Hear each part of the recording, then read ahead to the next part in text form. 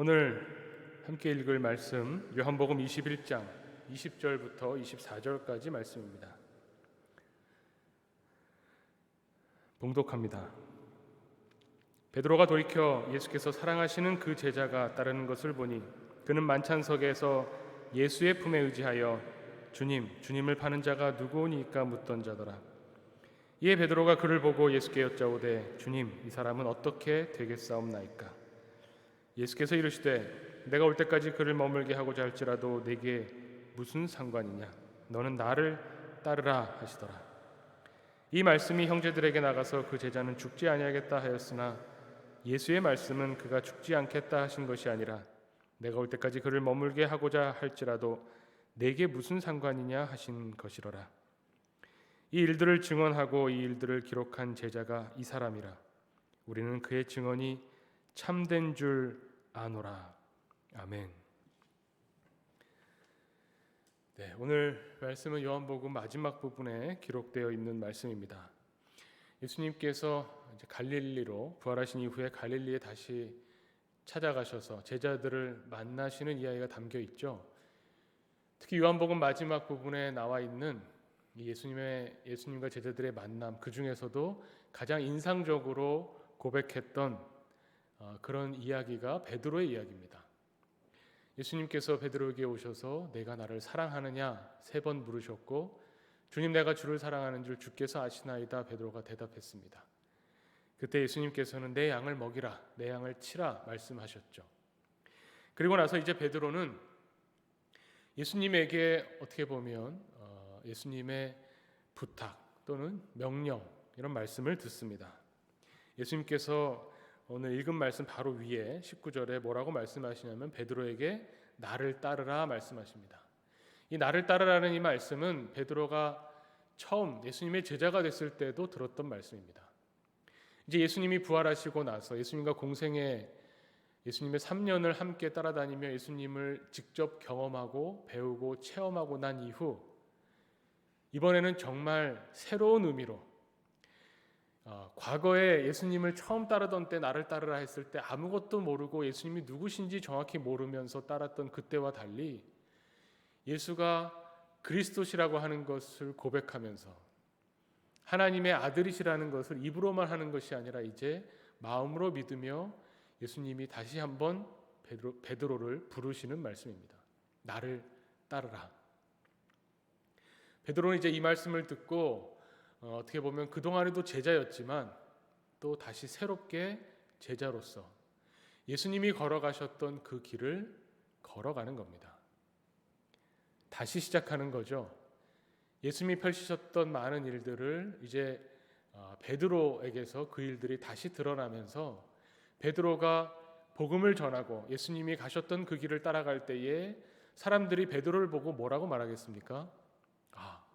십자가에 달려 죽은 예수가 다시 살아났구나 라는 이 말을 듣게 되는 거죠. 마치 세례 요한이 죽고 난 이후에 예수님이 활동하시는 이야기를 듣고 이 헤롯 안디바 왕이 내가 죽인 요한이 다시 살아났다라고 말하는 것처럼 예수님의 제자들이 예수님이 행하셨던 일들을 다시 펼쳐나가게 되면 이제 당시 예루살렘에 있었던 유대인들 또 빌라도로 대표되는 세상의 어떤 그런 힘 있는 사람들, 이 사람들 입에서 예수가 다시 살아났구나 하는 이야기를 듣게 되는 거죠.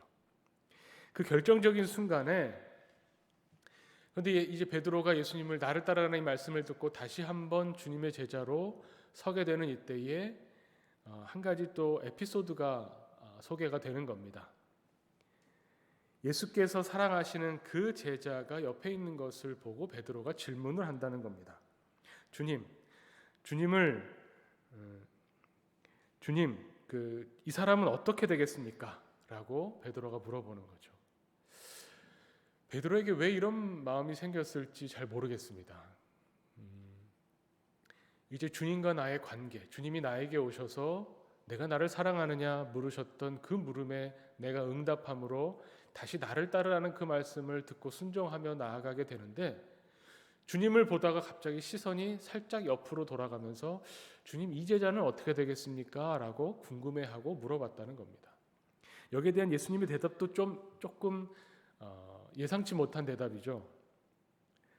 내가 올 때까지 그를 머무게 하고자 할지라도 내가 무슨 상관이냐? 이 제자가 어떻게 되는지에 대해서 너는 상관할 바가 아니다라고 마치 끊으시는 것처럼 그렇게 느껴지는 예수님의 대답이었다는 겁니다. 이 부분이 참 그래서 대부분 들여다보기가 좀 어렵습니다. 그런데 이거를 또 단순하게 생각하면 또 그렇게 어렵지 않게 볼 수도 있습니다. 이 제자, 베드로가 예수님 옆에 있는 이 제자를 바라봤다고 할 때 이 제자를 성경에서는 예수께서 사랑하시는 그 제자라고 표현했다는 겁니다. 물론 우리 알고 있죠. 이게 요한복음에 나와 있는 말씀이니까요. 사도 요한, 예수님의 제자 요한은 자기 자신을 스스로 부를 때 예수께서 사랑하시는 그 제자라고 불렀다고 우리가 성경을 조금만 공부해 보신 분들은 이제 상식적으로 알고 있죠. 예수께서 사랑하시는 그 제자가 누구냐? 사도 요한이다. 이렇게 이야기를 합니다. 근데 저는 그래서 이 말씀을 통해서 예수께서 사랑하시는 그 제자가 누굴까? 혹은 조금 더 나가서 생각해 보면요. 예수님에게 제자가 12명이 있었죠. 물론 그 중에 가룟 유다를 빼야 될지도 모르겠지만 예수님에게 많은 제자가 있었는데 그 중에서 예수님이 가장 사랑하시는 제자가 누구였을까? 예수께서 사랑하시는 그 제자라는 말이 마치 최상급처럼 느껴지죠. 예수님이 정말 사랑하고 아끼셨던 제자라는 의미처럼 읽히기 때문에 최상급으로 본다면 예수님은 이 최소한 12명 이상의 이 제자들 중에서 누구를 가장 사랑하셨을까? 베드로가 이 제자에 대해서 질문했던 이 질문이 어떻게 보면 예수님이 나를 더 사랑하실까? 저 제자를 더 사랑하실까라는 그 생각에서 혹시 이 질문이 나오진 않았을까라고 생각해 본다는 겁니다. 예수님의 제자들을 살펴보면요. 참 그 세상의 관점에서 보면 예수님의 제자 이 그룹은 참 어울리지 않는 사람들을 모아놨습니다. 그냥 얼핏 봐도요. 예수님의 12제자를 쭉 읊어놓고 보면, 쭉 써놓고 보면 서로 도무지 같은 자리에서 밥을 먹을 수 없는 사람들도 껴 있습니다. 세리 마태가 있죠. 그 세리를 정말 물리적으로 폭력을 행사해서라도 가만둘 수 없다라고 하는 사람들이 셀롯 땅 시몬이었던 사람입니다. 셀롯 땅에 포함되어 있었던 시몬이라는 제자. 세리와 셀롯 땅이 같은 상에서 밥을 먹으면서 같은 스승 밑에서 배운다. 당시로서는 상상하기 어려운 조합이었을지 모릅니다. 빌립이나 어떤 다른 제자들처럼 어떻게 보면은 헬라식 이름을 가지고 헬라식 교육을 받은 사람들과 저 갈릴리 이 유대 지방에서 봤을 때는 변두리에 있는 갈릴리에서 어부를 하던 사람들과 같이 어울려서 예수님의 제자라고 같은 상에 앉아서 예수님을 따라다니던 사람들. 이것도 어떻게 보면 참 어울리기 힘든 조합으로 보이기도 합니다. 그런데 이 어울리기 힘든 사람들이 예수님이라고 하는 공통점을 놓고 예수님이 나를 따라오너라 라는 그 말씀을 듣고 예수님을 따르면서 같이 어울리면서 3년 이상을 살았다는 것이죠. 다툼이 없었을 거라고 생각할 수는 없을 겁니다. 성경에 살짝 나오는 이야기만 봐도 예수님께서 십자가에 달리실 것을 3번째 예고하시고 난 이후에 어떻게 보면 예루살렘으로 향하던 길 중에 제자들 사이에 분쟁이 있었다고 성경이 이야기해 줍니다. 누가 가장 크냐라는 내용을 가지고 서로 다퉜다는 거죠. 거기에는 세리를 그냥 둘 수 없다 이런 단순한 논리라기보다도 거기서 이제 더 나아가서 예수님과 함께 생활하다 보니 누가 가장 예수님의 사랑을 받느냐라는 주제로 어떻게 보면 읽을 수도 있는 겁니다. 누가 가장 크냐? 누가 가장 크냐는 누가 가장 능력 있느냐? 예수님 제자 중에 누가 가장 업적이 공적이 크냐라는 말도 되지만 그 말은 바꿔 말하면 누가 예수님의 사랑을 가장 많이 받느냐라는 질문도 된다는 거죠. 이것을 조금 다르게 또 표현한 복음서에 보면 이 야고보와 요한, 오늘 나오는 이 사도 요한이죠.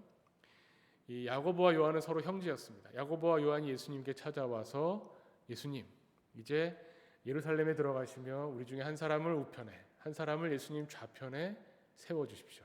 이 말은 뭐냐면 우리 형제가 예수님에게 가장 사랑을 많이 받는 제자들 아닙니까? 라고 하는 주장과 같아 보이죠. 다른 제자들이 이 이야기를 듣고 화를 냈다고 합니다. 누가 가장 크냐를 가지고 분쟁했다는 것도 마찬가지입니다.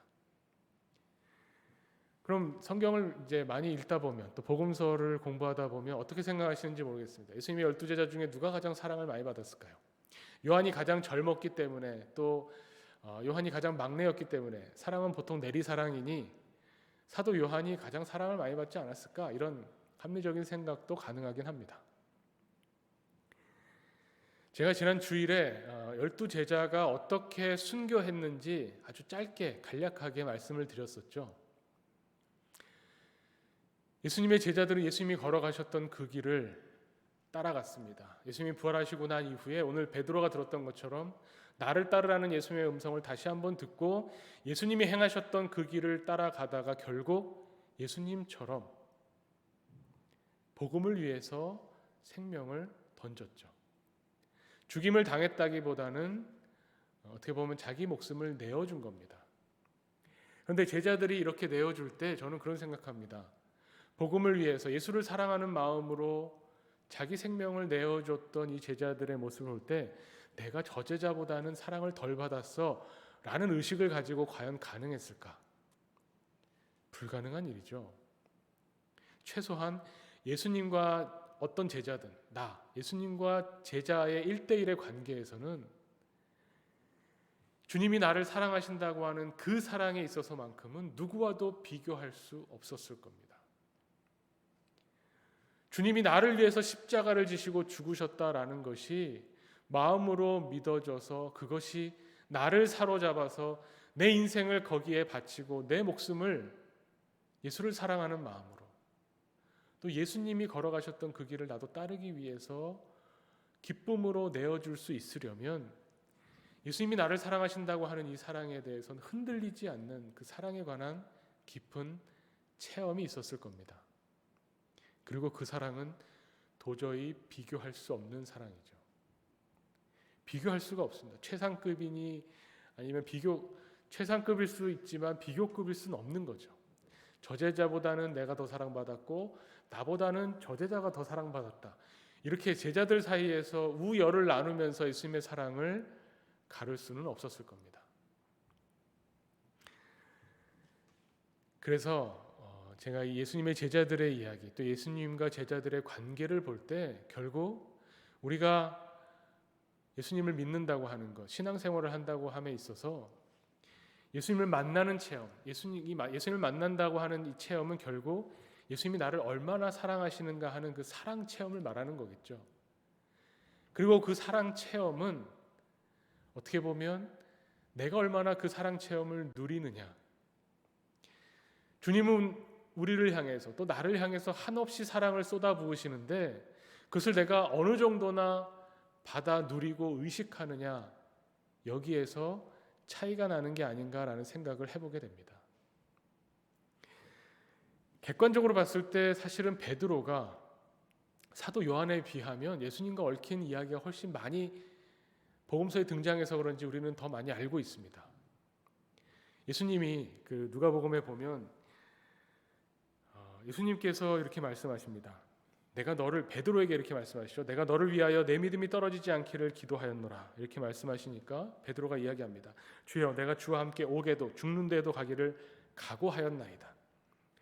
그랬더니 예수님이 이렇게 말씀하십니다. 베드로야, 내가 내게 말하노니 오늘 닭 울기 전에 내가 3번 나를 모른다고 부인하리라. 베드로는 아마 펄쩍 뛰었을 겁니다. 그럴 리가 없습니다. 그런데 누가복음 22장 60절에 보면 베드로가 이르되 이 사람아 나는 내가 하는 말을 알지 못하노라 하고 아직 말하고 있을 때에 닭이 곧 울더라. 베드로가 예수님을 3번 부인한 거죠. 61절에 이렇게 나와 있습니다. 주께서 돌이켜 베드로를 보시니 베드로가 주의 말씀 곧 오늘 닭 울기 전 내가 3번 나를 부인하리라 하신 말씀이 생각나서 밖에 나가서 심히 통곡하니라. 예수님과 베드로의 눈이 마주친 겁니다. 예수님이 그 전에 말씀하셨던 말씀이 생각나는 거죠. 내가 나를 3번 부인할 거다. 그 말씀이 생각나서 통곡하는 겁니다. 그 베드로를 예수님이 찾아오셔서 내가 나를 사랑하느냐 물어주시는 거죠. 예수님의 질문은 베드로에게 구원입니다. 3번 부인한 베드로에게 3번 나를 사랑하냐고 물으셨던 것은 베드로에게 정말 복음입니다. 구원이고 생명입니다. 그런 깊은 사랑 체험을 했던 이 베드로. 근데 이 베드로마저도 예수님 저 제자는 어떻게 될까요? 라고 다른 제자를 사랑하시는 예수님의 그 사랑에 갑자기 자기 사랑을 대입해서 비교하게 될 때에 예수님이 거기에 대해서 딱 잘라서 대답하시는 겁니다. 내가 상관할 바가 아니다. 우리에게 있어서 믿음이라는 것, 신앙이라는 것이 과연 무엇인가 깊은 고민을 해보게 됩니다. 이렇게 현장에 모이지 못하고 온라인으로만 예배를 드리면서 더욱 우리 믿음의 본질에 대해서 파고들게 되고 말씀을 읽으면서 그 속 깊은 뜻을 더 알기를 원하게 됩니다. 예수님의 사랑에 있어서, 예수님과의 사랑의 관계에 있어서 누구와도 비교할 수 없는 나와 예수님만의 이야기, 체험, 어떤 경험이 녹아있는 예수님과의 사랑의 이 관계는 비교할 수 없는 주님의 사랑이죠. 믿음입니다. 그런데 이 믿음을 이것을 비교해서 비교할 수는 없지만 또 그런 사람들이 모여서 제자 공동체를 이룬다고 하는 겁니다.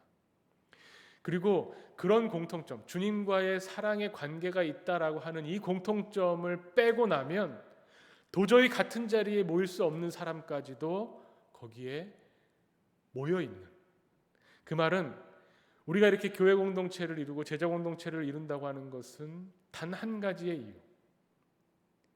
예수님이 나를 사랑하시고 내가 주님을 사랑한다고 하는 그 사랑의 이유 한 가지로 우리가 제자 공동체를 이루고 신앙생활을 한다고 하는 것이죠. 이런 부분에 있어서 오늘 말씀은 참 많은 것을 생각하게 합니다.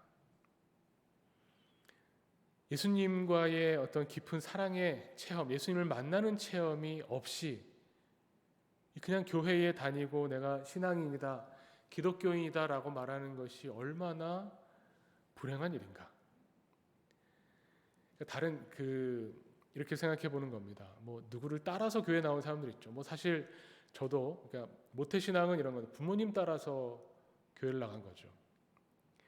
어렸을 때 친구 따라서 크리스마스 때 선물 준다고 친구 따라서 교회 가서 예배 드리다 보니 그게 그냥 좋아서 교회를 다니게 되는 경우도 있죠. 성인이 될 때까지 여러 가지 이유로 교회에 발을 들여놓게 되고 여러 가지 이유로 복음을 듣게 되고 여러 가지 이유로 모이게 돼서 교회를 이루는데 정말 중요한 것은 다른 사람이 대신해서 내 신앙을 만들어줄 수 있는 것이 아니라는 겁니다.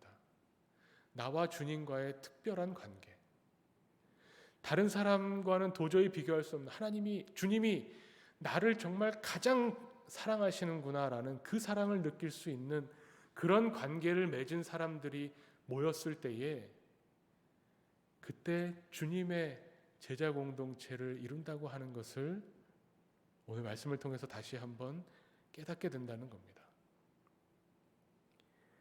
예수님이 나를 사랑하신다는 이 체험을 베드로가 이야기했죠. 사실은 베드로만 그런 경험이 있겠습니까? 안드레도 그런 경험이 있을 것이고요.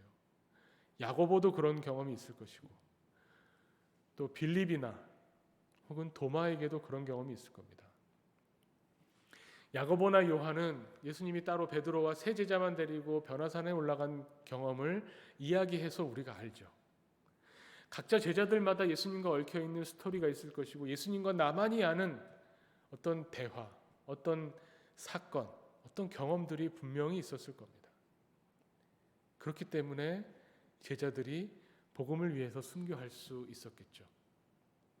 요한복음에 보면 도마 이야기도 잠깐 나오죠. 그러니까 부활절마다 도마 이야기를 생각하게 되는데 도마 이야기도 마찬가지입니다. 사실은 뭐 20만 원 제자로 유명하긴 하지만 이 도마는 다른 제자들이 다 있는 자리에 부활하신 주님을 만났던 그 사건에 빠져 있었습니다.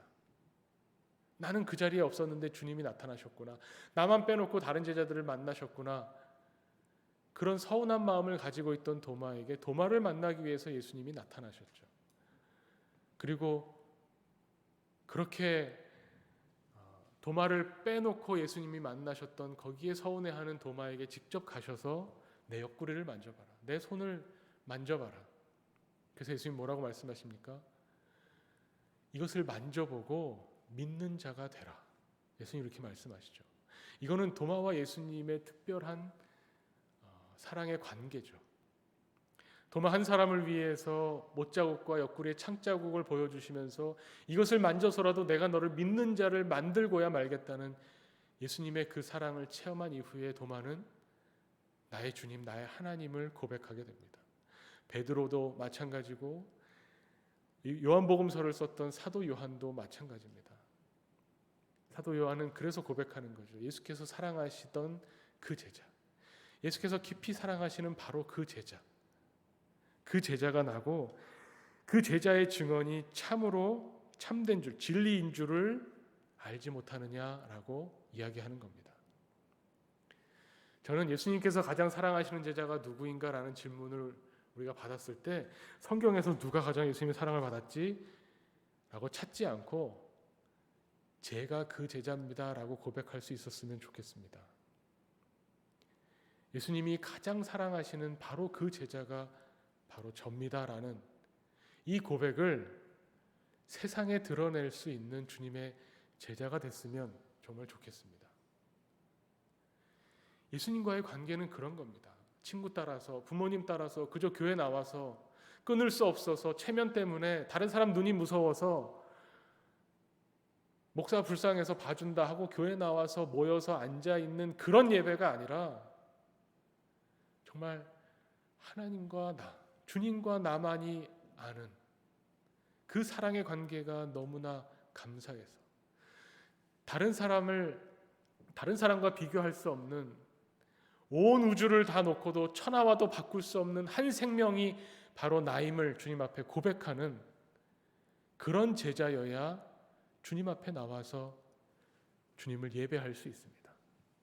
그리고 거기서 그치는 것이 아니라 주님과의 그 특별한 관계를 바탕으로 주님이 사랑하시는 또 내 옆에 있는 제자, 주님이 그래서 불러오셔서 우리를 묶어주시고 하나교회 공동체라고 하는 이 공동체를 만들어 주셨을 때에는 그럼 또 여기에서 우리라고 하는 공동체 의식과 주님의 제자라고 하는, 주님의 사랑받은 독특한 경험이 있는 공동체라고 하는 의식을 만들어가게 되겠죠. 이런 겁니다.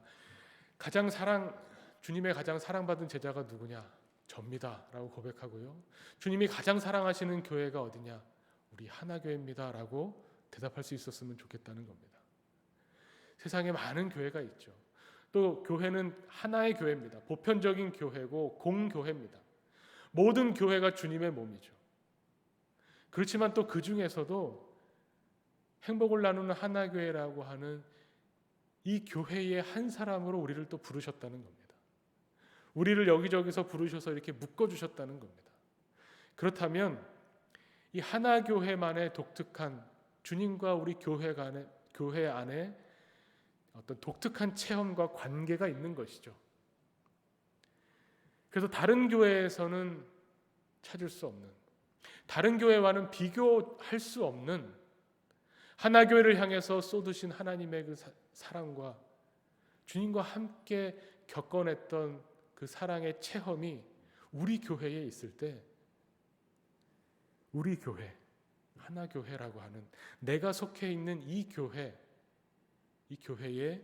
독특한 주님과의 사랑의 관계가 또 맺어지게 된다는 것까지 생각하게 됩니다. 그렇습니다. 주님과의 관계는 유일무이한 관계입니다. 나와 주님과의 1대1의 관계를 놓고 본다면 도저히 둘이 있을 수 없는, 다른 누구와도 맺어질 수 없는 사랑의 관계를 주님께서 나와 맺으셨다는 것, 그리고 그런 독특한 사랑의 관계가 있는 사람들을 모으셔서 또 하나의 단위로 교회로 묶어주셨다는 것. 또 그 교회들을 불러 모으셔서 주님의 몸된 공교회로 세워주셨다고 하는 것. 이렇게 우리의 사랑의 경험이 계속 이웃과 또 타인과 다른 공동체로 확장되게 될 때에 그때 예수님께서 말씀하시는 이런 제자 공동체, 이런 제자 공동체로 서게 됨을 다시 한번 오늘 말씀을 통해서 생각해 보게 됩니다. 주님이 나를 사랑하신다는 것, 그것을 붙잡고 기본으로 해서 주님이 내 옆에 있는 사람, 그 사람과 주님과의 관계는 독특하지만 또 그 사람을 묶어주셔서 교회로 제자 공동체로 불러주셨으니 또 함께 복음을 전하는 겁니다. 협력하면서 위로하면서 함께 주님과의 사랑의 경험을 쌓아가면서 공동체를 이루고 또 그 공동체가 세상에 나아가서 하나님의 나라를 드러낼 때 주님 말씀하시는 것처럼 나를 따르라 하시는 그 말씀을 따라가는 주님의 제자 공동체로 우리가 서게 될 줄을 믿습니다. 그리스도인의 어떻게 보면 믿음, 또 교회의 신비가 여기에 있죠. 오늘 우리에게 주님께서 찾아오셔서 나의 사랑하는 제자야 부르시며 우리 한 사람 한 사람의 이름을 불러주시고 한 사람 한 사람 주님 앞에 한 사람으로 서서 주님과 관계 맺고 만나게 됩니다. 그리고 그 만남이 또 함께 모여서 예배드리고 기도하는 우리 같이 기도하는 기도 공동체로 또 주님과 만나게 되죠. 오늘 우리가 함께 나와서 기도할 때에 우리의 개인적인 그래서 기도 제목을 주님 앞에 내어놓고 기도하고 개인적인 기도만이 아니라 또 우리 교회 공동체가 함께 기도해야 하는 기도의 제목을 놓고 또 기도하고 또 우리 하나교회 공동체만이 아니라 한국 교회가 함께 기도해야 되는 그런 하나님께서 주신 사명을 붙잡고 또 기도해야 됩니다. 이것이 우리에게 바라시는 주님의 뜻이라는 것 다시 한번 생각하면서 오늘도 주님 앞에 나와 함께 기도하는 우리 하나교회 교우들 또 가정들 되시기를 간절히 바랍니다. 이 시간에